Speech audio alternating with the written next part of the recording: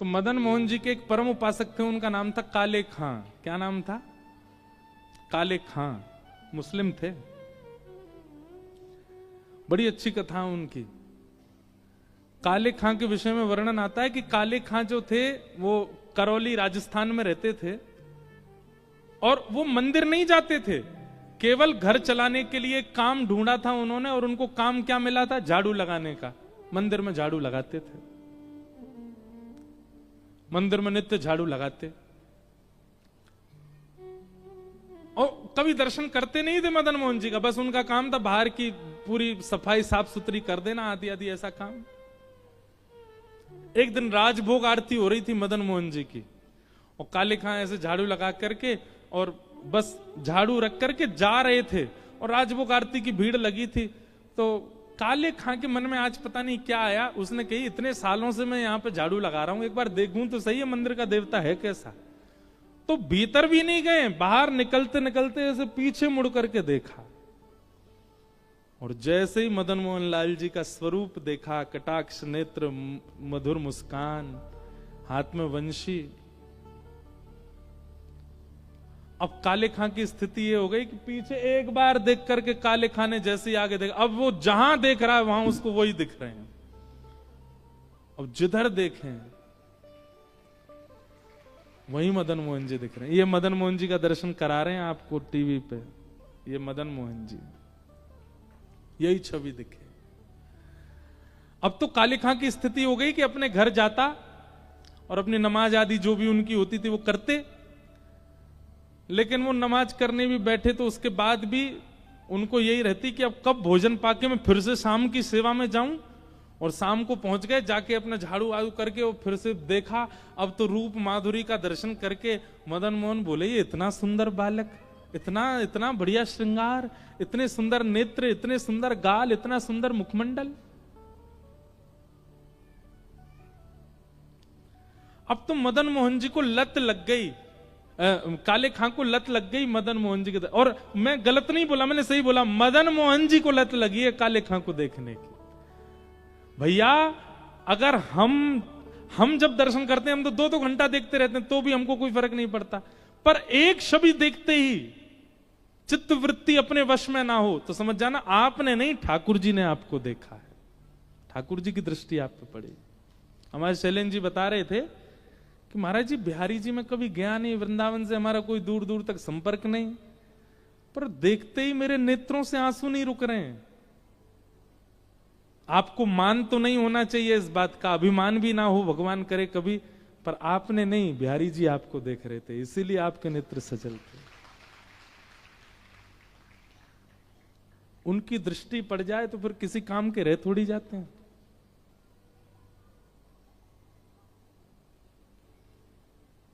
काले खां, अब तो उनकी स्थिति ऐसी हो गई, दिन रात मदन मोहन जी में ही बैठे रहते। उनकी पत्नी को यह बात पता चल गई कि ये अपना देवता छोड़ करके अपने परमात्मा को छोड़ के दूसरों के परमात्मा को भजने लगे।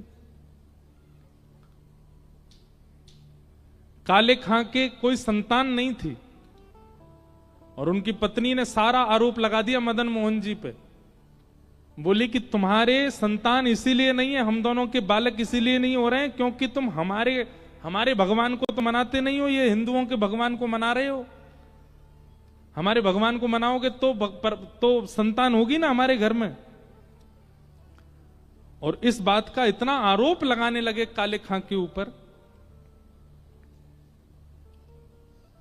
काले खां बोले अब कुछ ऐसा करना पड़ेगा कि ये आरोप दूर हो। संतान की प्राप्ति की इच्छा नहीं है, इच्छा क्या है कि मदन मोहन जी पर आरोप ना लगे कि इनकी वजह से मुझे संतान नहीं है। वो प्रियतम मानते थे मदन मोहन जी को, अपना प्रेमी। मदन मोहन जी से जाके बोले हे नाथ, मुझे संतान नहीं चाहिए, पर मेरी पत्नी आप पर आरोप लगाती है कि आपकी वजह से मुझे बालक नहीं हो रहे हैं। मेरी पत्नी आप पर आरोप लगाना बंद कर दे और उसकी बात गलत साबित हो जाए, इसके लिए मैं आपसे कह रहा हूं एक संतान मेरे घर में हो जाए। मदन मोहन जी ने ऐसी सुनी कि उसके 11 महीने बाद ही काले खां के घर एक पुत्र का जन्म हो गया। और पुत्र का जन्म हुआ, अब सुनो बात सुनो, पुत्र का जन्म होकर पिता नृत्य करता है कि मैं पिता बन गया, पर काले खां तो सीधे जैसे ही पता चली बेटा हुआ है, मदन मोहन जी के मंदिर गए, वहीं जाके नाचने लगे, मेरे मदन मोहन जी कलंक रहित हो गए, मेरे मदन मोहन जी पे अब कोई कलंक नहीं लगाएगा, मेरे ठाकुर जी कलंक रहित हो गए। उनको प्रसन्नता उसकी नहीं कि बेटा हुआ है। मदन मोहन जी बस अब जीवन में आपसे कभी कुछ नहीं मांगूंगा, आप ऐसे घर वालों का मुंह बंद कर दिया आपने, अब मैं आपका आप मेरे, हमारे बीच में अब कोई नहीं आएगा। लेकिन एक बात याद रखिएगा, कृष्ण को भजने वाले सब कान खोल के सुनो, सब कुछ सीधा सीधा सीधा सीधा चले ये ठाकुर जी को मंजूर नहीं है। कुछ तो टिगड़मबाजी करते हैं, टेढ़े हैं ना, कुछ तो करते हैं। एक दिन अब धीरे धीरे उनका पुत्र बड़ा होने लगा, अब पत्नी रोकती नहीं थी काले खां को, क्यों, बेटा मिल गया। एक दिन बेटा थोड़ा बड़ा हो गया, जमुना किनारे खेल रहा था और एक काले सर्प ने बेटे को डस दिया, नीला पड़ गया पूरा पुत्र। और उस पुत्र को गोद में लेकर के पत्नी रोते रोते काले खां के पास गई। काले खां मंदिर में बाहर झाड़ू लगा रहे थे, वहीं बैठे रहते थे, चिंतन करते थे मदन मोहन जी का। हमारे पुत्र को सर्प ने काट लिया, चिल्लाती हुई आई, जल्दी करो, वैद्य के पास ले चलो, किसी फकीर के पास, उसको झाड़ा लगवाना पड़ेगा, इसका विष उतरवाना है।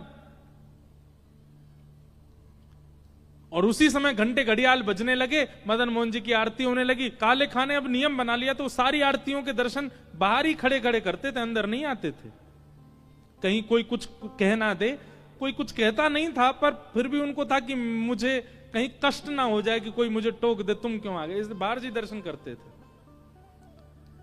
यहां पत्नी मृतक पुत्र को हाथ में लेके खड़ी है कि जल्दी किसी वैद्य के पास ले चलो, और यहां मदन मोहन जी के घंटे घड़ियाल बजने लगे, आरती हो रही थी। तुरंत उत्साह में खड़ा हो गया और खड़े होकर के मृतक पुत्र को देखने के बाद भी पलट गया और मदन मोहन जी की आरती करने लगा। दूर से बोले, आहा मेरे लाला, कितने सुंदर लग रहे हो, कितने प्यारे लग रहे हो। पत्नी ने जब ये दृश्य देखा, अपने मृतक पुत्र को वहीं रख दिया और अपने पति से लड़ने लगी। बोले कि तुम किस नरक में जाओगे, कि क्या गति होगी तुम्हारी, तुम अपने परमात्मा को छोड़ दूसरों के परमात्मा को भजते हो, और वो भी इस स्थिति में, तुम्हारा बालक मरा पड़ा है सामने।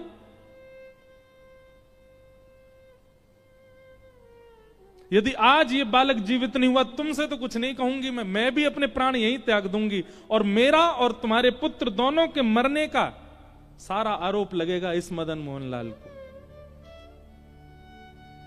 काले खां को यही मंजूर नहीं है, मुझे कुछ भी कह दो, मेरे मदन मोहन जी को कुछ मत करो, वो मेरे प्राण हैं, मेरे जीवन धन है, उनके ऊपर आरोप मत लगाओ।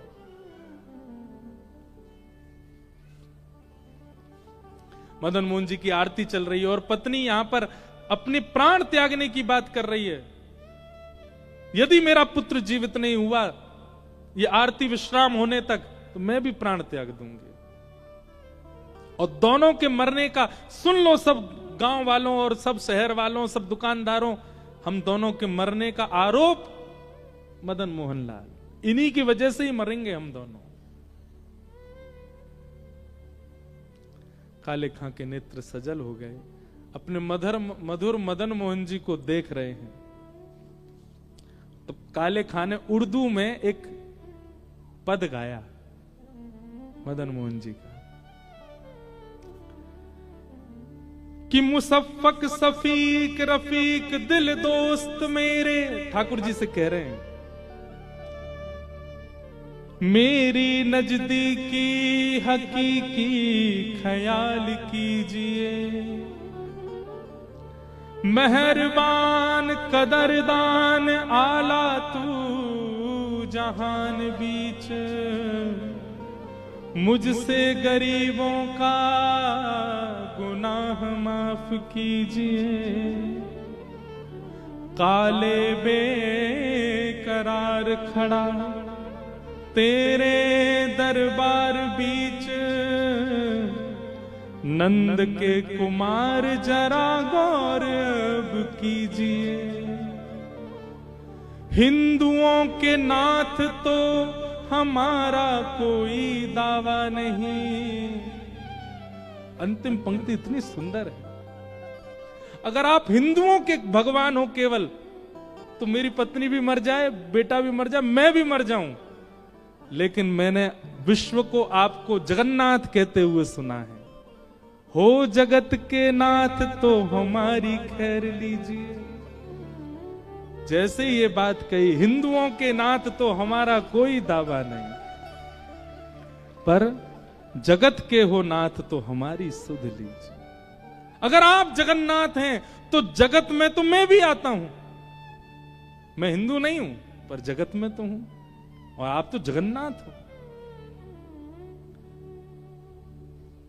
काले खाने हजारों की तादाद में भीड़ खड़ी हो गई थी। नीला पड़ा है पुत्र और पत्नी प्राण त्यागने को तैयार खड़ी है। वो काले खां गा रहा है, हो जगत के नाथ तो हमारी सुध लीजिए। और ऐसा कहते ही काले खां का पुत्र जीवित होकर खड़ा हो गया, और जैसे ही खड़े हुए अपने पिता की उंगली पकड़ ली। अपनी भाषा में जो पिता को बोलते हैं वही बोलते हुए, पिताजी एक बालक मेरे साथ खेल रहा था, वो बालक कहां गया? वो बहुत अच्छा था, वो बहुत सुंदर था, वो मेरे साथ खेल रहा था, पिताजी वो कहां गया? उसके बड़े बड़े नेत्र थे, बहुत सुंदर था, उसकी मुस्कान बहुत अच्छी थी, मुझे उसके साथ खेलना नहीं है पिताजी, बस उसके सामने बैठकर उसको देखना है। वो कहां है पिताजी? काले खां ने अपने पुत्र को गोद में लिया और इशारा करते हुए मदन मोहन जी की ओर दिखा, देख सामने देख, वो तो नहीं।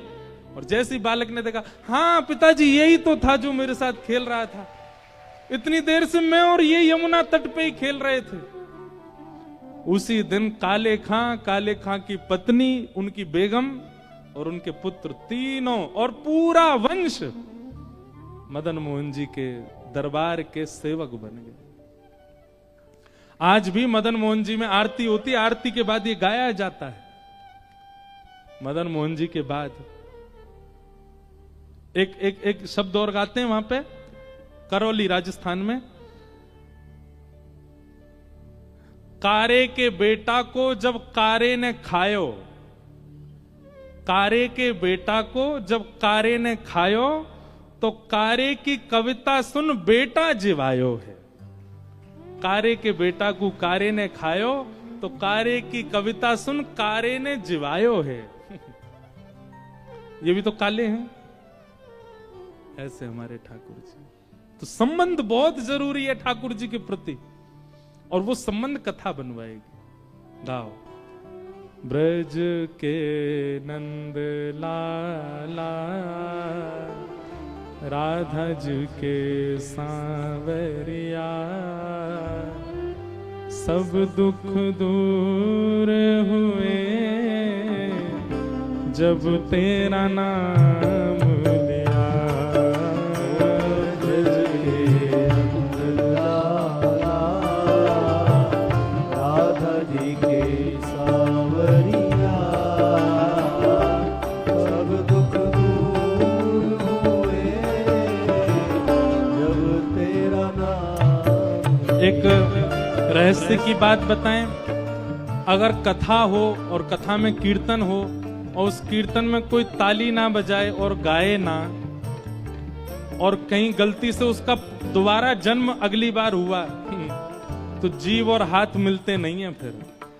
इसलिए आप सबसे हमारी प्रार्थना है, इतना मधुर संकीर्तन है, इतना मधुर वातावरण है, सागर में एक सूक्ष्म कुंभ जैसा प्रकट हुआ है। ठाकुर जी की ऐसी मधुर कथा चल रही है, भाव से करताल बजा के मदमस्त होकर के गाइए सब लोग।